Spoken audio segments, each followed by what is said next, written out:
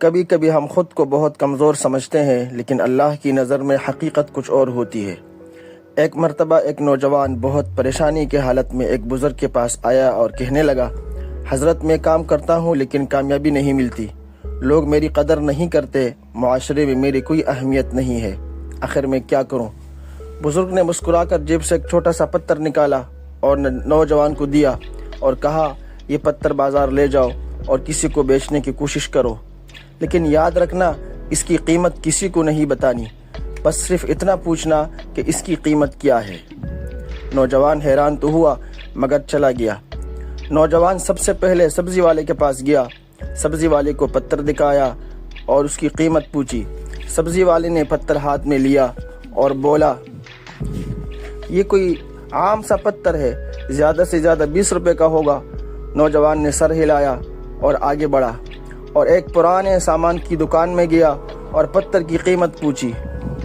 دکاندار نے پتھر ہاتھ میں لیا، گھمایا اور پھر دیکھا اور کہا کہ اچھا ہے، کاغذ وغیرہ کے اوپر رکھنے کے کام آ سکتا ہے، چلو 50 روپے میں لے لیتا ہوں۔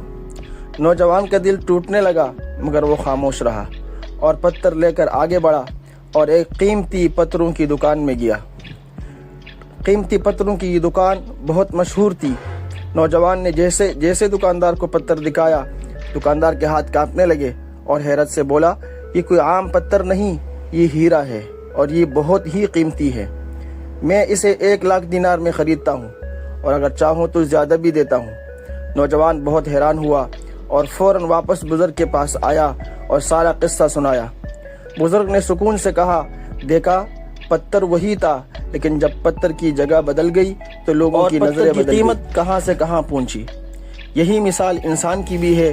اللہ نے انسان کو بہت قیمتی بنایا ہے، لیکن اگر وہ اپنے رہنے کے لیے غلط جگہ اور بیکار لوگوں کا انتخاب کرے گا اور ان میں اپنی قدر ڈھونڈے گا تو اس کو کوئی قدر نہیں ملے گی، اور اگر وہ اپنے رہنے کے لیے صحیح جگہ کا انتخاب کرے گا، اچھے اور محنتی لوگوں کو اپنا دوست بنائے گا، ان کے درمیان بیٹھے گا، تو پھر دیکھو اس کی کیا قیمت ہوتی ہے۔